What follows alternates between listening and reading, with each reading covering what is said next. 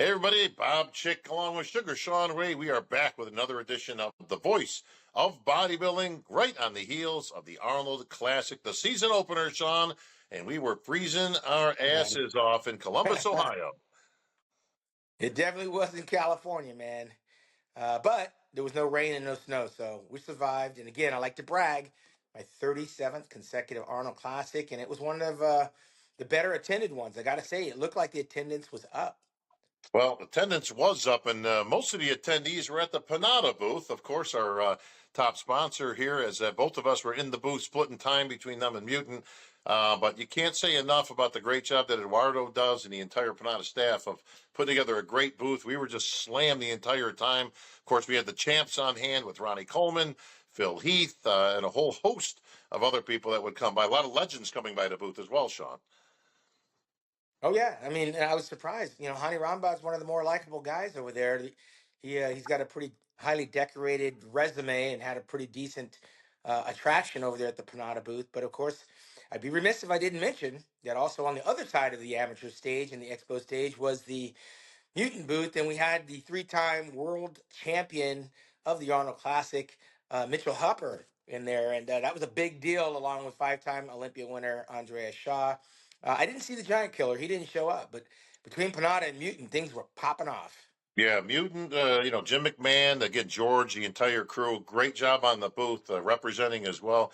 And Moose, as they call him, now three-time Arnold Classic strongman champ. He is just dominating Yeah. the circuit with those strongmen. Not easy to do when you got guys like the Mountain, that's been a perennial top finisher, Yes. breaking world records, right? But so again, big congratulations again, Panada Mutant. Great job, guys.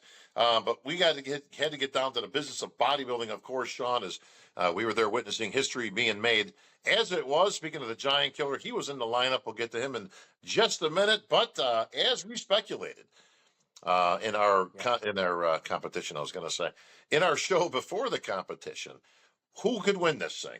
The bets were on Samson, of course, as the uh, reigning defending Olympia champ, that he would be the guy to beat. But of course, Derek, former Mr. Olympia champ, or would Andrew Jack emerge? And as it all unfolded on Friday, quickly it became apparent that Derek was very much on and Samson wasn't.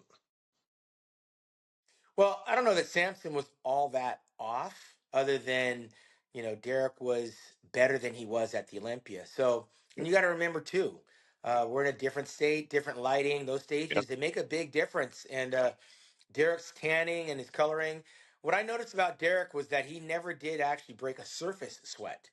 Typically, the longer you pose, Right. the waterworks will happen. It'll start to come out and you'll start to shine a little bit more. Derek was consistent through prejudging and the finals, and the water never actually came out. So he was dry going in, whereas Samson, towards that last call out, that last most muscular, those last rounds that Steve was putting them through, you saw the water beat up to the surface, and then you kind of started to see it peeking out. And he didn't do a very good job of actually rubbing it in, but it also told me he was holding water and he wasn't as hard as he should be. Now, that being said, Samson didn't have a whole lot to work with following the Olympia. All he needed to do was come in looking like he was at the Olympia. He wasn't that far off. Derek, on the other hand, at the Olympia, had a little bit of water retention issues that he solved. And so nobody's complaining that Derek beat Samson because he's beaten him before. He Sure. also is a former Mr. Olympia. So the cards are in his favor. Where the argument was, and a lot of people were trying to talk about, was whether or not Derek needed all these people in his ear, all these people in his camp. Listen, it's a lot harder to change the way your waist size is, or your arm size is, or bring up your pecs, or bring up your back, than it is to just come in condition. He came in condition, which he wasn't that far off at the Olympia, because now you don't have the hottie factor. You don't have the hottie cheap pen factor Yep. to compare the condition against as the buffer. You take Hottie out of there, put Derek in. Derek is arguably harder than Samson. Even last year's Mr. Olympia was maybe harder than Samson. Samson's problem is with the thick skin, with the dark skin, he doesn't have the wow factor when he actually flexes the muscles. Samson is the better bodybuilder. Don't get me wrong. On any stretch of the imagination, Samson is a better bodybuilder. But on this day, Derek was in better condition, and that's what the judges were rewarding.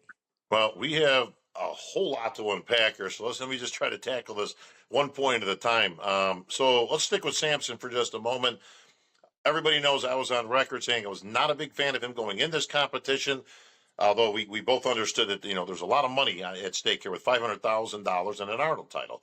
Okay, what I didn't like was the strategy involved with that. Again, a guy who has taken the better part of 5-6 years to climb to the top of the mountain, got to the top of the mountain, got the title of Mr. Olympia, and I felt as though this might be a good time to take a break, a much needed break, and kind of recharge. Your batteries. Let the body relax, get off the gas for a while, and then regroup and go into the Olympia as the champ.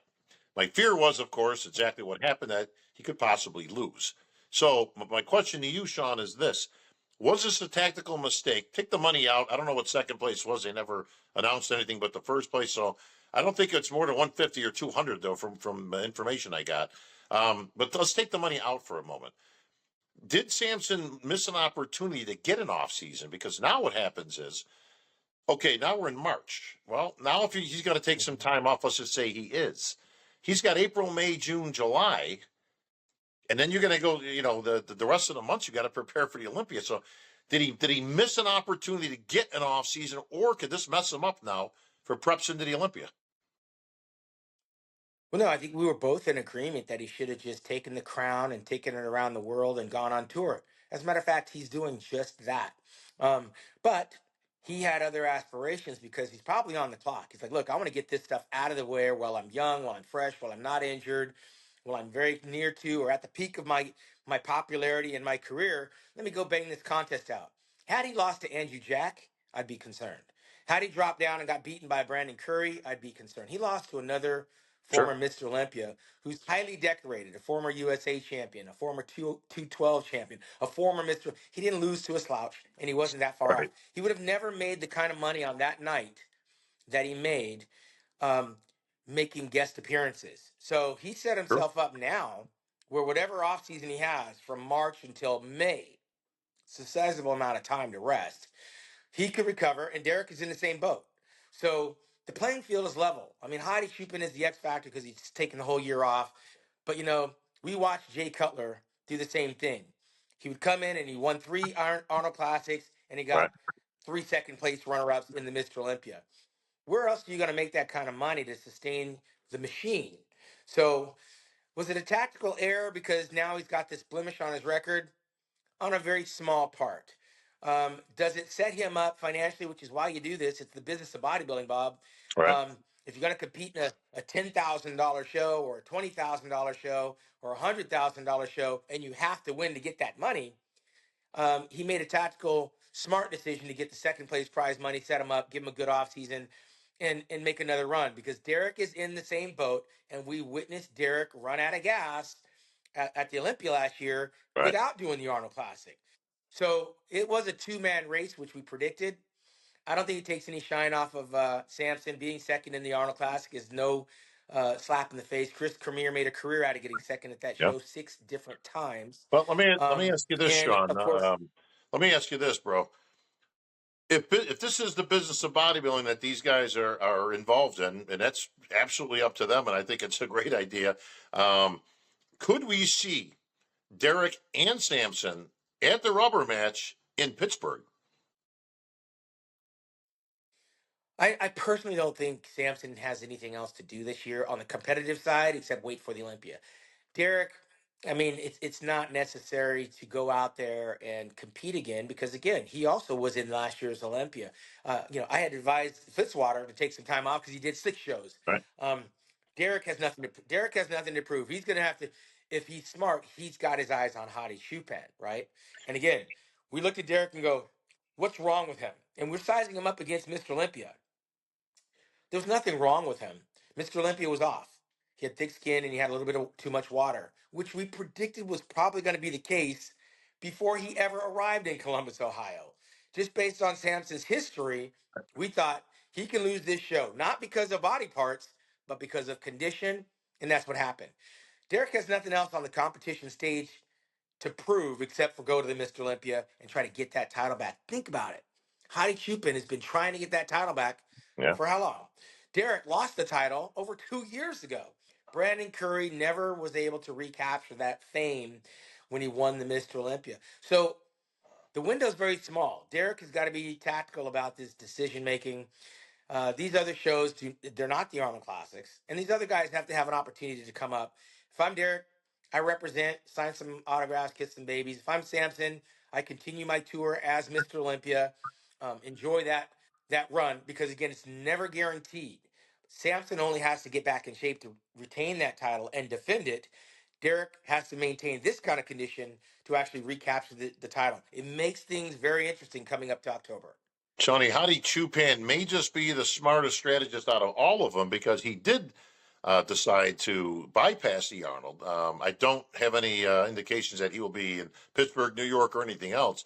If I was a betting man, I would say we'd probably just see him at the Olympia, well rested, ready to go, and trying to get that title back. While these two, again, we don't know what they're going to do. I guess we'll find out very soon, but could be showing some battle scars for the year. So, what are your thoughts on Hadi Chupan being the smartest guy in the gym right now? Well, I mean, you're light in the pocket. Hadi could have won this show too. He had just as equal opportunity Sure. to get in there and upset the apple cart as far as Samson was concerned, because we know that Hadi gets harder than Samson, and Samson could have been third place in this show had Hadi been here, and Hadi would have had to take out Derek. For his body, for his family, for his situation. Um, it's probably a smart tactical move to rest his body and wait for that Olympia because he knows he can beat both of these guys if he comes in Sure. proper. And it leaves us all as fans wondering what's going to happen. We thought last year's Olympia was exciting. This year, there's three men that have distanced themselves, and all three are equally capable of wearing that crown.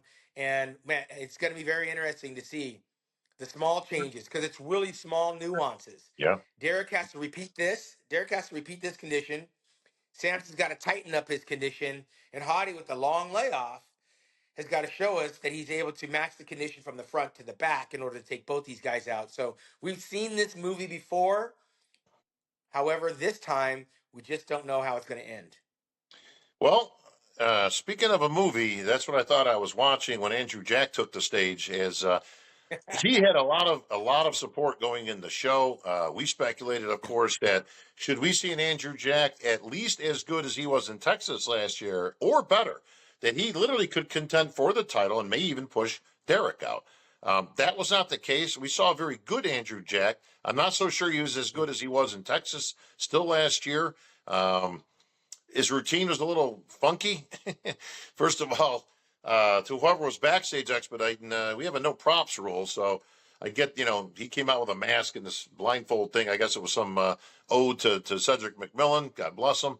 But you can't use props in the IFBB. So somebody missed the boat on that one. But props or no props, that the routine was lacking and that he barely hit any poses. A lot of, moving around and arm waving and different things, very theatrical, but not the best routine I've ever seen showing his physique. But I thought he was decent. He was pretty much a solid third, a distant third. It looks like Samson and Derek were pretty much a 1-2 punch. So, what do you think of what we saw out of Andrew Jack? Exactly what we expected. I mean, listen, he's he was up against Brandon Curry, fighting for third place, and we knew that Brandon was probably on the backside of his career, and with Andrew's just natural born genetics and his height, that he should probably run away with third place.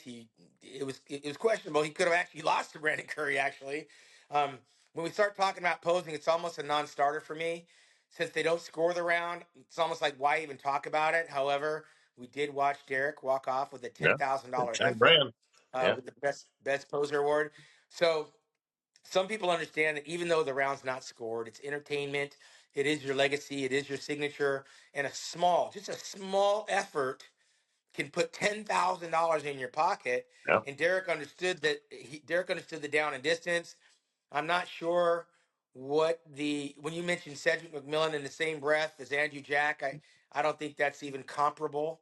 Cedric was in a class by himself when it comes to that. Andrew Jack, I'm not sure if that was an homage to Cedric. I don't know what the hell that was. It was a distraction from the routine, which was kind of a hodgepodge of poses thrown together. But to tear apart Andrew Jack's posing in comparison to the lack of effort by the majority of the guys, is not even conversational right now. I think one guy did a routine, one guy got rewarded, and that was Derek Lunsford. Absolutely. Well, before we move on with the rest of the top six or seven, I did want to give you an opportunity to touch on a topic because we had speculated before about Derek and changing his coaching and all that. And you took a little bit of flack. Chris Aceto's out there, thinking that you had some attack on him, even though that wasn't the case. You have steadfast over the years maintained that you're not a big fan of coaches, and that basically you think a lot of these athletes could do it on their own. So my question to you Sure. is, were you justified in that Derek won and that, okay, so Derek won the show. He looked great. Nobody's taking that away from him or anybody that is his coach, whether that's Chris Cormier, Chris Aceto, or anybody else named Chris. Does it make your case now that Derek won the Olympia with one trainer and then got back and now he looks at his best with another trainer? So does that not make your case that the trainers are more interchangeable and it's just still up to the athlete? Listen, I'm not sure if Derek was on the hook financially for any trainer, but if he was, I don't know. he could throw money. He could throw money at Goofy from Disneyland, and he would still look like Derek Lunsford. I mean, this is a timing thing. Some guys need a coach in their ear just for direction, moral support, just to sometimes have confidence. Some of the most confident people. I mean, we know that Mike Tyson would not have been Mike Tyson without Customato. But after like the 10th, 11th, 12th, 13th, 14th knockout, Customato was no longer there. Yeah. You Yeah. know, I mean, Mike Tyson became the youngest heavyweight champion, and Customato wasn't even in his life. He passed on to the pearly gates, Yeah. and he was able to go knock out people and continue being Mike Tyson. Derek can do it. He chose not to. I don't know how much weight you give your trainer, but I know that I don't know of any trainers that are training people for free, but if he had to write a check, it was probably a check he can keep in his pocket. But hey, hats off to Derek because he needs a village. It sounds like he needs a moral support group. He needs a coach. He needs direction. Who it could be anybody as far as I'm concerned. Like you said, he had so and so the year before. He had so and so this year. Uh, whatever works for him. My thing is, it's not mandatory. Samson proved that with his wife last year. Um, and if Derek needs to bring his army to Columbus or to Las Vegas in order to hold off the hungry wolves, let him. I think Samson, if he dials in his condition again, becomes a two-time Mr. Olympia. It makes my case. I mean, I have personal issues with Aceto, but again, anybody could train Mr. Olympia, and he still could be Mr. Olympia. Well, Shaun, there's a couple of veterans taking up the next two spots, and Brandon Curry, former Olympia champ, making his way onto the Arnold stage, and Bonac, the conquering one, making his last rounds this year. He's indicated this might be his last year, probably is his last year. Both of them look decent. Certainly no shame in what they presented to the stage, but both showing clear battle signs and some wear and tear into their physiques. Brandon Curry looked decent. Obviously, not what he was when he won the Olympia. I believe he's probably in his early 40s at this point, if I'm not mistaken.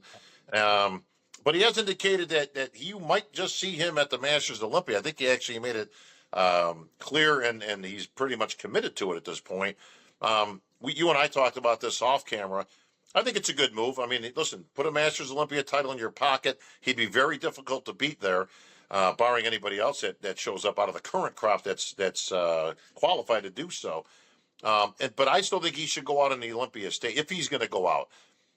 Go try to get that Masters Olympia title and finish your career in Vegas. What do you think? Well, there's no doubt he should go on to Tokyo, which I called as soon as they announced the show.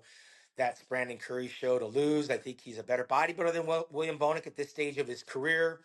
I don't believe that Hadi Chupa, or not Hadi, I don't believe that Hidetada Yamagishi has the same genetic structure to defend that title in Tokyo. And I think that should be his swan song. He goes to the Olympia and he winds up in sixth, seventh, or eighth place. He's going to get a handshake and a very expensive travel bill. He's got 4 kids and a wife. He'd probably have to be in Vegas for an entire week to be a part of another person's victory, swan song, and then you go home and you count up the amount of money that's cost you, time away from your family, Right. commitment to trying to get up there, and know that it's not going to be a fight that you can win. I don't know. I'd rather go out with a victory in Tokyo call it a career, have a chance to go to the Mr. Olympia, maybe with my family as a star, celebrity, support the show, be a fan of the show, enjoy it for what it is, maybe get brought out on stage and do a interview with you at the microphone or something like that. Sure. But getting on that Olympia stage at this stage of his career will serve no purpose if he's not in the top five. And Yeah. I'm not 100% sold that he'll be in the top five when you throw Hadi Chupin into that lineup along with Fitzwater and maybe even Nick Walker. Things can start turning the other direction for Brandon Curry. And I don't want to see Brandon be a pace car on the racetrack. I'd rather see him go out, get his flowers on stage with a victory, with a new title, Sure. and celebrate the Olympia weekend in Las Vegas. I know that promoters, I know that a lot of fans don't want to hear me say that. They want to get one more last look at Brandon Curry. But as a bodybuilder, being on the stage, not being competitive, being overlooked, being ignored because of my age or because of the wear and tear in your body, it is not a good headspace. No bodybuilder wants to go out on their last show, Right. Bob, just being an also ran on the stage just because it's the Olympia stage. Brandon has been Mr. Olympia. He's been Right. on that stage. I mean, he's got nothing really else to prove, and he certainly would have a very high mountain to climb to get over the likes of a Fitzwater, the return of a Nick Walker, get up over, you know, the other guys ahead of him, Derek and Samson and Hadi. I just don't see it. I'd Well, call it a day in Tokyo. you bring up some great points, Shaun, to ponder. And let's face it, very, very few people in this sport has ever been able to write their own ticket out and go out on top. Doesn't happen often. It's very rare. I was able to actually do it where I won that Masters World Championships That's and right. said, thank you, good night, everybody. And I got to be honest with you, that always sat very well with me because my last memory of being on stage was with my hand raised with a first place award and a check and a ring on my finger, which I cherish to this day. And that's, then I was able to transition to other things here. So we wish Brandon the best. Great seeing him as always, but I think you bring up some good points. So perhaps he will be in Tokyo and maybe he will be the last man standing. Bonac, big shout out. Again, continues to bring the conditioning. Physique has seen some better days. Again, I don't know what his plans are for this year, but we're going to wish William the best. Always been a good guy in my book. Yeah. Hopefully he can make it back to the Olympia. He might have a tough time getting that accomplished this year. But one of the biggest surprises and talks of the competition, although everybody was talking about Derek and Samson and Jack, was Akim Williams. Yeah. Actually, Akim, right? Who we always speculated, he might have a shot at the outside, maybe fourth, fifth, sixth, and he brought it. He looked good, probably the best yeah. conditioning we've seen. The back was better than it has been, and from the side, Shaun, he can hang with anybody in the world. So, big props to Akeem. Hats off, man. Well done. Yeah, he had Bonac on the ropes, man. I thought Bonac was going to Yeah. get beat by Akeem and arguably could have gotten beat by Akeem. But it is what it is. There are shows out there that Akeem can still win. However, I'm not sure that it leads right back to the Olympia. And you got to remember, Bob, some of these guys got to be strategic. The Olympia is already oversaturated with some very good talent. And some of these good bodybuilders on the Olympia stage just get overlooked. I remember John De La Rosa won out there in Tampa, wound up at the Olympia and couldn't bust a grape with those guys. I don't know that he was in the top 10. Um, so some of these guys do have victories in their path. I don't know that all roads lead to the Olympia for them. Well, all roads do lead to the Olympia, so you're exactly right. You got to get on one of those roads that can get you right to Vegas, competing with the best in the world and the biggest title in the land. And one of those guys who's done that in the past, but in the 212 division, was the giant killer, your fellow mutant brother, Shaun Clarida. Yeah. Shaun looked good, very small out there. I mean, he's only a buck 77, 78. Even if he bulked up, I'll give him 180. When you consider that he is 100 pounds plus less than a couple of guys on that stage in Samson and Andrew Jack, it's almost unfathomable to believe that you can have that much of a difference. But as usual, he looked good. He looked okay. He is showing a little bit of signs of getting up there to that 40 years old again. I don't know if he's 40 yet or if he's close to it or over it, but the legs have a little bit less sweep on him, midsection, a little bit bigger than it was. Again, he looks very good. I think he should probably stick to the 212. I don't know how many years he's got, if he's got a year or two, but maybe pull a Durham Charles, Shaun. He should be the king of the 212 competitions. Again, after watching what happened in the Open, and mind you, he's won an Open show. He actually beat Yeah. Cedric McMillan at the Legions 2 years ago. Um, Shaun Clarida should be the king of the 212 shows. It's not that hard for a 212 bodybuilder to stay close to competition. And if I go through the list of shows and I'm him, I'm picking them all out because I'm not 100% sure that he's got enough in the tank to beat a very young, seasoned Keon Pearson, who is Yeah. at the peak and prime of his career right now. Right. Right. That title right at the Olympia, it's got his name on it. But if I'm Clarita, I'm gonna bite down and I'm gonna look at all those 212 shows, and I would be at every one because he doesn't get out of shape, Shaun.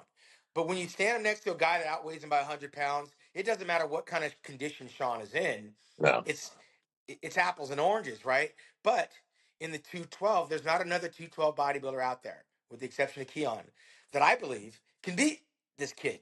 So why Yeah. not go after all those 212 titles and just knock it out? That's what I would do. And listen, Keon is not going to be in any other shows. He's the Yeah, Olympia champ. He's going to be in Vegas to defend. I think you're absolutely right, Shaun. Great advices as always. Go be the king of the two. Go hit every show you can hit I would. in that Yeah, division. Right, rack up the titles, rack up your money, and then take your chances. Of course, trying to get that title back against Keon on the Olympia stage. But I can't think of anything more that would actually further his career at this point. So.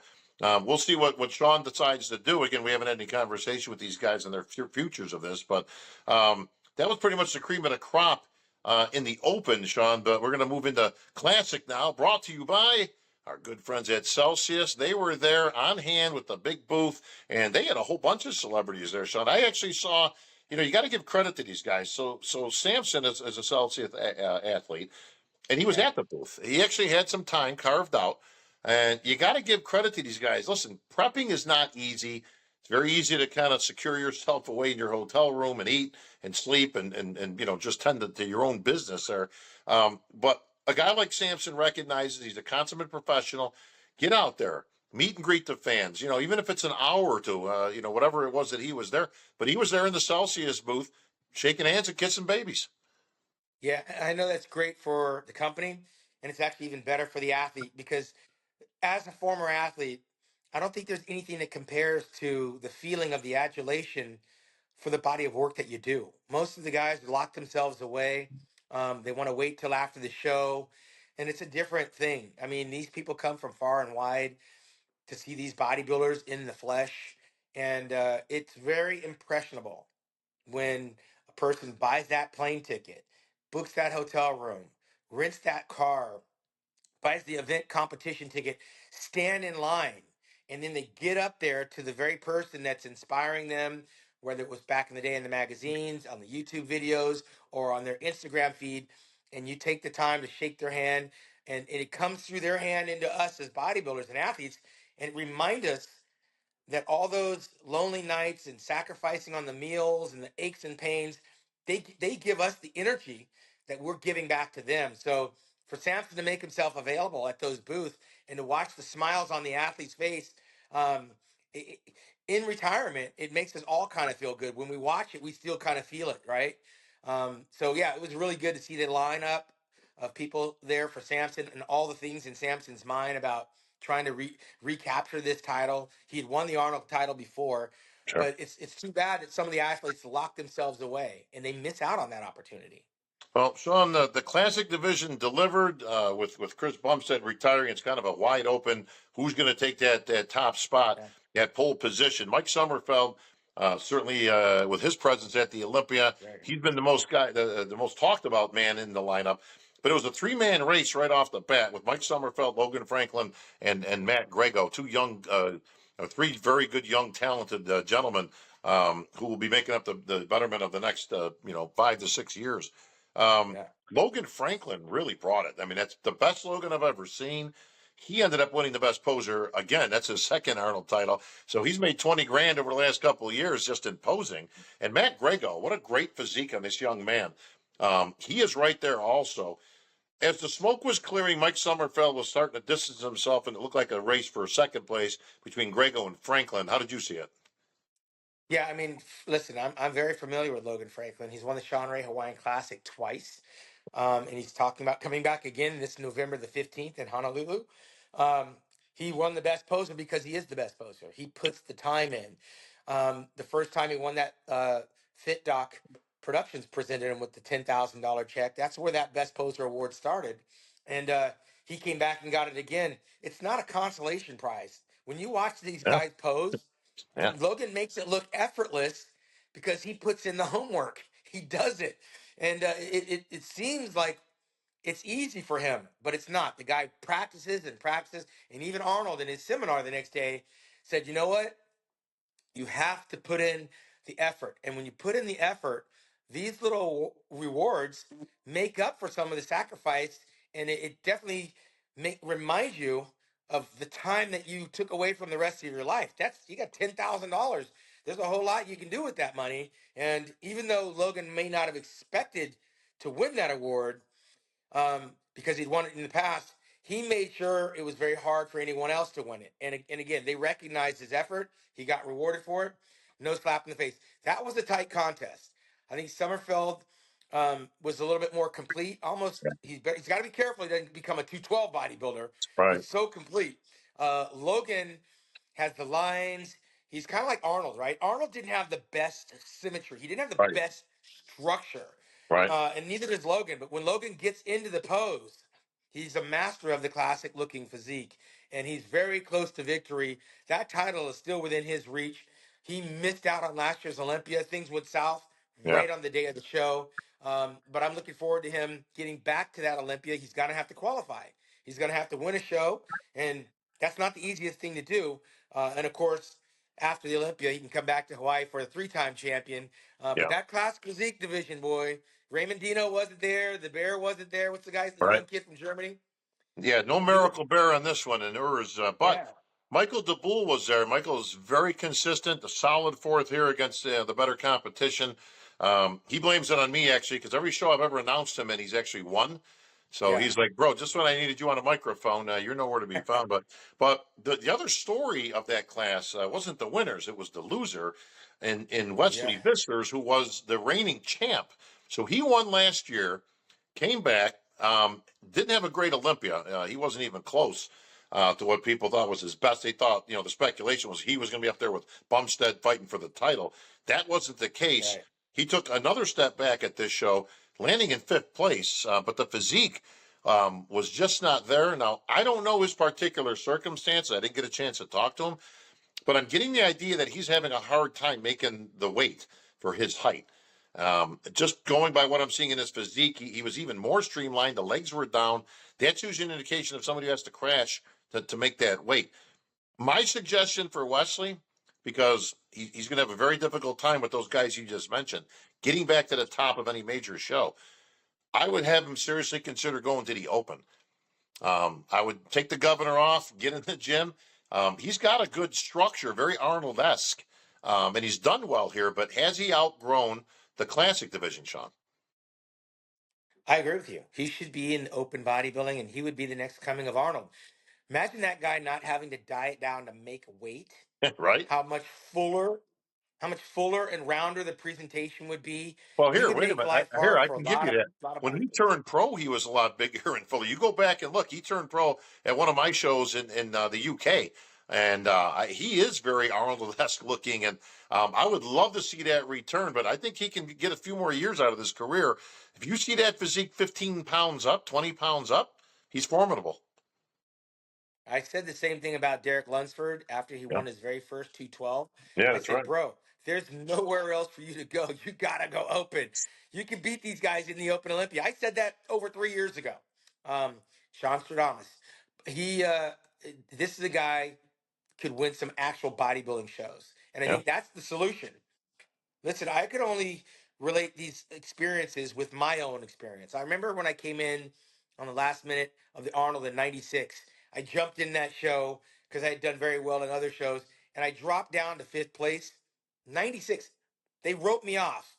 Hmm. I was going the wrong direction. I got beat by Paul Dillette. I got beat by Vince Taylor. I got beat by Kevin. I got beat by Flex. I was going the wrong way. And from that fifth place, I just sucked it up. And that same year, I wound up in second place in the Mr. Olympia. This kid is younger than I was when I did that.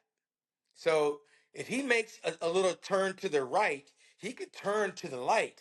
And I think going to the open is where his resolution resides.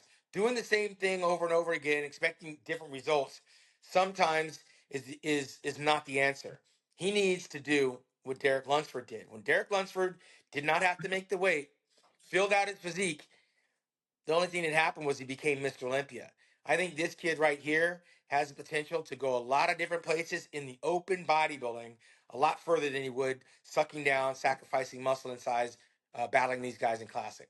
And let's not overlook the fact that this was obviously a very great lineup here at the Arnold, but it was Yes. void. It was void of the champ. Obviously Chris Bumstead, who's moved on now, and the Miracle Bear and Urs Kalasinski and Ramon Dino, also not here. And Yeah. those guys traditionally have placed ahead of him. So he's got a few more names kind of that have established themselves in there. So Wesley, if you're watching this, bro, you know I love you. Saw you coming a mile away in the UK. Seriously Go consider open. go to the Open, bro. Listen to Shaun Stradamus and he'll never turn you wrong, bro. So, all right, we got to give a quick shout out to the other winners, even though we covered mostly of the men. Our good friends from Icon Meals bringing us this next segment, Shaun, because you can't do bodybuilding without food, brother. It's all about the protein, Shaun. What you got? I'm waiting for that Icon box to arrive on my porch We're so I gonna can get put you. in my order. We're going to get you set up here, brother, because you're looking a little thinner these days. I want to Oh, make sure you got plenty of protein to call these shots and absolutely. make all the enemies that you make on a weekly basis. So, Bikini, Shaw, our first ever African American winner in Vanya August. She looks fantastic. She was very proud of that. And she's been knocking on that door for a few years, so didn't surprise me. She finally got that. In wellness, we actually had an upset where Eduardo Becerra, who was third at the Olympia, I thought she actually could have won the Olympia, actually beat the Yeah. Olympia champ in Isa Pereira. So we're going to have a rubber match there going into the Olympia this year in wellness. So congratulations to them. Also knocking on that door is fitness champion Jacqueline Baker. She has been right there the last few years and has steadily climbed her way up. Finds herself as an Arnold Classic champ. Ali Bilal will take the men's physique title.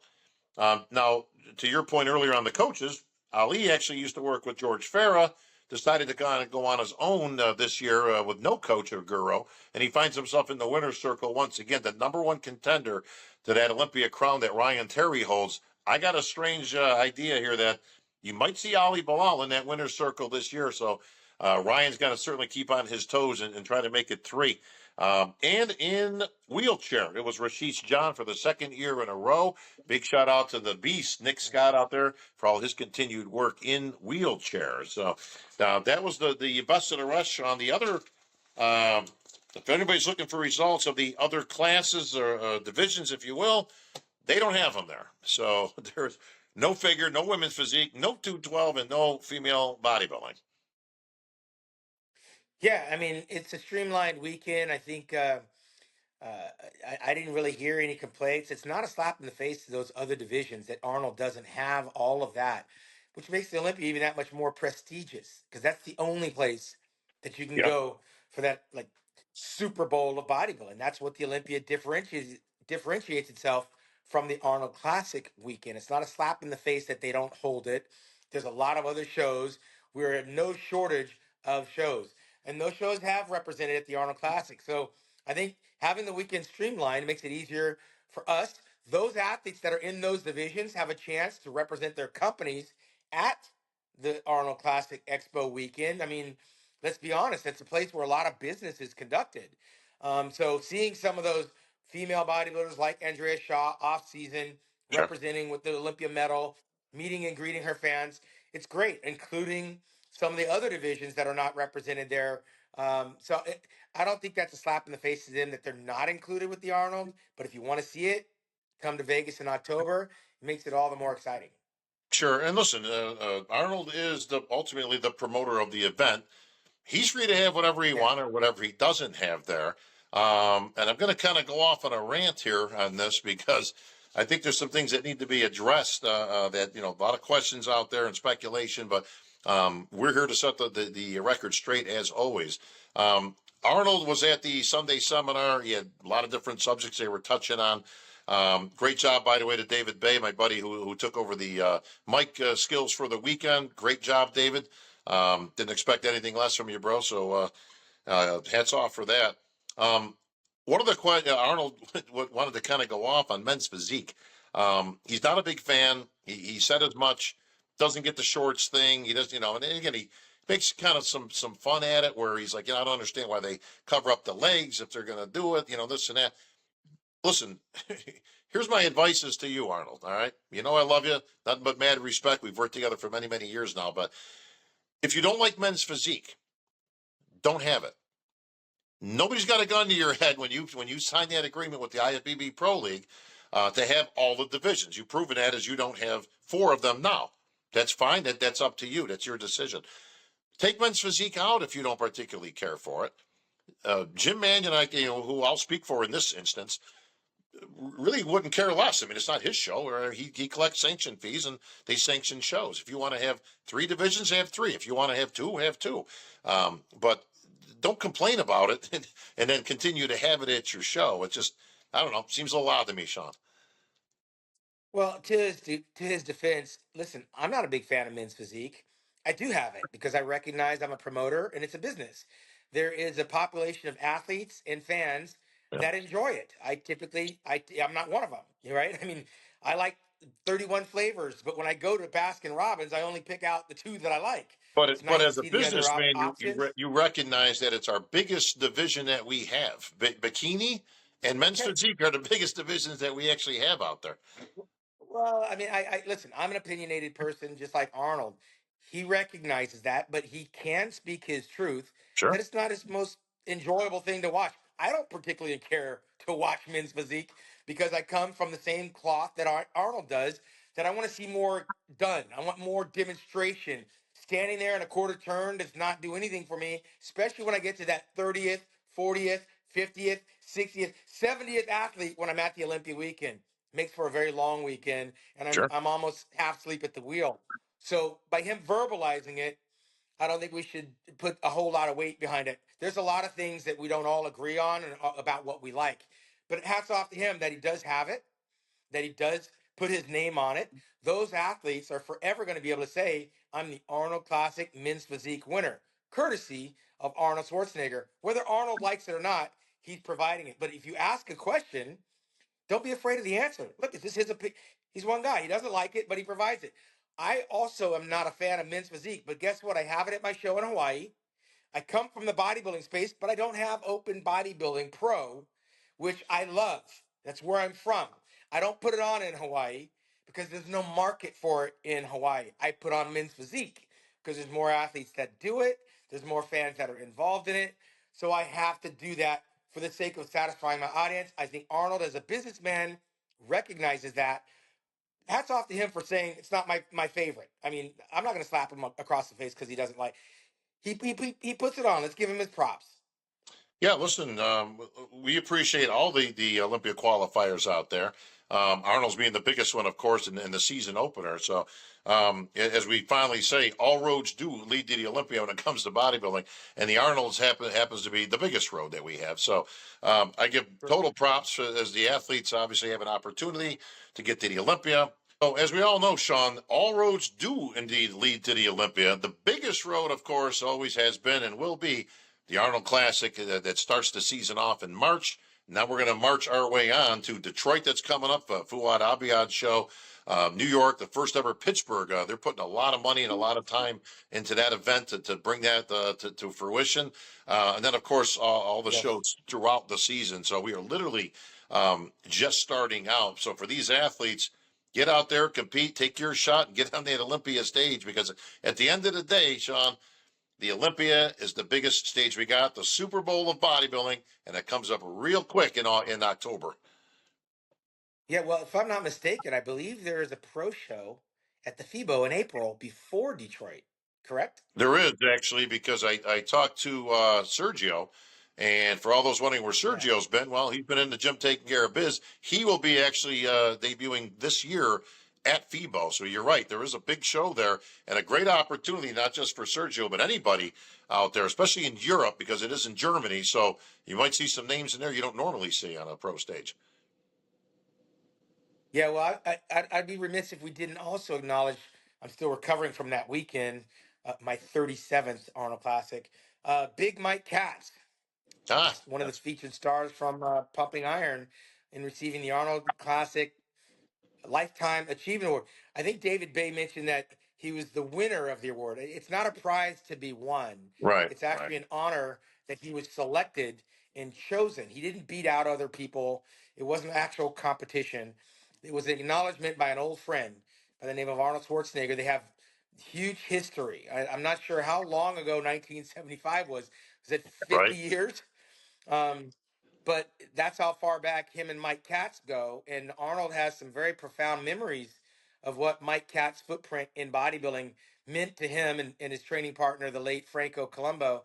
And so Arnold chose that opportunity to bring him out, recognize him. Some people get this award confused with achievement. It has nothing really to do with your resume. It has a lot more to do with your character. Arnold carefully selects the people that he recognizes for various reasons. So all you have to do is look at some of the past champions, some of which weren't even bodybuilders. If I'm not mistaken, I think Sly Stallone received Yeah, it. yeah, Joe Weider received one. yeah, We know that Rich Kaspari and more recently Flex Wheeler's gotten one. Dexter Jackson's got to be next in line, I imagine. Now Jay Cutler's got one. So it's not an award to be won. It's an achievement based on a number of things. And Arnold and staff, they go through some great lengths to pick people, and it's an honor. Mike Katz said that he was recently diagnosed with cancer. yeah. His partner and he's built a life with I'm not sure if it's his wife or his partner, but they built. He said he's financially set, so he's prepared for whatever battles are coming his way. But whatever for whatever reason, Mike Katz touched Arnold in a way that a lot of us might not have been around to understand why he was the recipient of this award. But just the mere fact that Arnold didn't forget where he came from and reached out to someone that kind of impacted him in a way that made him a better person. It was nice to see Mike get up there and convey that with us. I guest posed for him at one of his gold gyms up there in Connecticut back in the day. He was a master of ceremonies. As a matter of fact, Mike Katz and Lyle Alzado from the Raider Nation were the two guys that Yeah, that's right. emceed the 1987 Nationals that I won. So I was taken aback watching Mike up there, just beaming. I think he was on the verge of tears if he wasn't already Oh yeah. crying. But it was nice to see him get his flowers on stage. And also, recognizing the greats of the past, that Best Poser Award is actually given in the name of Ed Corney, who everybody knows was the guy that was on the cover of Pumping Iron. Arnold changed it to Franco Colombo. No, no, Franco no, no, Colombo most muscular. no, no. Yes, See, you're Ed not. Corney See, was the once poser. again, my friend, you're not paying attention to me because you're fiddling around on there on texting people. The Best Poser Award, Poser, Oh, is I named must after not. Ed No, Corney. So, that's right. yeah, thank But you. that The was most for Derek Lunsford, correct? the most muscular award which Samson won is named after Franco Colombo. Actually, his wife was there. That joined Arnold on stage, if I'm not mistaken. So, it's nice to recognize, obviously, the greats of the past. I always love seeing these guys. Like when we go to the Olympia, I'd love to see even more of them as we go through because none of us are getting any younger. So, but you Yeah. can never forget our history, Shaun. And yeah, I too was in that '87 Nationals, though I didn't win, but I took a nice top five finishes. I had to watch my buddy Phil Yeah. Hill kick my ass and Yeah. everybody else's. But yes, it was Mike Katz and Lyle Alzado. How about that for a tandem? Bro, that was like me and you Yeah. doing the Yeah. Olympia years ago. Yeah, there's a lot of history, and there's a lot of new guys that don't even know, like how far back we're all interconnected. 1987 was a moment, it was a minute ago, 37 years, 38 years, and Mike Katz was rocking the mic at that time. So some people didn't know who Mike Katz is. He's not just the guy that showed up in Pumping Iron. Mike has a very big footprint in giving the sport of bodybuilding credibility with his gyms, with his promotion, with his master of ceremonies and even his son, Mike Katz Jr., he was in the house with his wife. I mean, I was glad to see him be chosen by Arnold because, again, it was not a prize to be won. Right. It was an honor to be selected. Absolutely. And, speaking of are greats in the sport and all that. I'd be remiss, Shaun, if I didn't recognize, of course, our very own Jim Mannion, who made a very short but impactful speech at the beginning of the show at the Arnold. And Jim, at 81 years young, still making the trips out there, still coming to the Arnold, still shaking hands, and Yeah. doing the business of bodybuilding. He's much like yourself. If anybody's been to actually more shows than you, it's Jim. As obviously he Yeah. was part of the judging process, started the NPC, and he's other than the COVID year, I don't think he's ever missed anything. Yeah, and his son JM, and probably his grandson Tyler, Yeah, as much as those guys are out there doing the business. I mean, listen, we're not getting any younger, but just the mere fact that Jim is still getting out there tells you. I mean, like Joe Weider, I mean, these guys don't miss the big shows. These guys are there in numerous capacities because they recognize too that without them, there's no us. And it's nice to see these guys continually doing it. It gets us out of bed. Bodybuilding is for life. I mean, Arnold Schwarzenegger said, listen, the same way that I eat, sleep, and breathe, I'm going to train till I drop. And a lot of us are still here simply because we're in the bodybuilding sport, right? Simply because we're in the fitness industry, sure. and we're all living parallel lives that with the one common thread of fitness and bodybuilding. Well, as we're giving shout outs, again, big shout out to Tyler, obviously the next generation. And I'd like to finish with this. Big Steve, again, you guys always take a lot of flack for the judging, sometimes even from us, but I got to be honest, I didn't really disagree with any of the placings. I mean, everything was pretty Yeah, spot on, and I've given him credit for this 100 times, and I'll do it 100 more because it's so integral to what we do, especially the athletes, Shaun. Um, the yeah, I mean, Steve does a lot of things I like as a judge, the way he moves people around and all that. But the thing he does I like the best is he beats these guys into the ground. And everybody who's been on stage knows exactly what I'm talking about. They have every opportunity to compare, to put their best out there, to be compared. And that's all anybody can really ask for as you're a competing bodybuilder on stage. You just want to be able to have the opportunity to compare your physiques. And there was judges in the past that quite frankly just didn't do that. It was too quick, or certain guys didn't get next to other guys. And Steve does the best job. And if you notice, since he took over at the helm some years back, listen, we all agree or disagree with certain placings and stuff, but I find those to be very few these days. And Steve's got an eye like an eagle, and he calls it the way he calls it. Makes no excuses for it. yeah. And again, when we were coming up, there's a lot of things that we had no control over, and over the period of time, I think to keep the integrity of the sport, they had to make some changes. Yeah, And I think Steve's integrity of trying to get things right, give every bodybuilder an opportunity, so that when the show is over and the dust clears, you can't say I didn't get a chance to stand next to him. I was overlooked. They didn't give me a fair shot. In all fairness, I think that's all the bodybuilders want is an opportunity, and Steve's been giving them that opportunity, and which is why you don't hear a whole lot of complaining about the yeah, final outcome because we are watching each guy get a fair shot at winning, and when the dust settles, um, it seems like we're all kind of falling in line in agreement because we get a good bird's eye view. We're not looking at our phones. right. We're not watching it on our TV. We're there, so we see what Steve sees, and hats off to him for putting them all in the center, rotating them around, Yeah, and really making them work for it. Like Arnold said in his post seminar, these guys shouldn't be shaking, they should not be sweating, and they shouldn't have protruding stomachs. I mean, it's the Arnold. He expects perfection on the day, and for the most part, that's what we saw this past weekend. These guys were all in it to win it. well, one last shout out because I don't wouldn't want to leave her out, but if there's anybody else that's been to more shows than anybody else, it's Sandy Williamson on the women's side. And if I had to give some advices, always the right ones to Arnold for next year's consideration of a lifetime achievement award, you might think about a Sandy Williamson because, quite frankly, Shaun, she's been around even before the NPC. Was formed and all that. She was actually with the AFWB, which was the Women's Federation for bodybuilding that got joined in with Jim and the NPC, and that's where Sandy came from. So she's been all around since the inception of the NPC.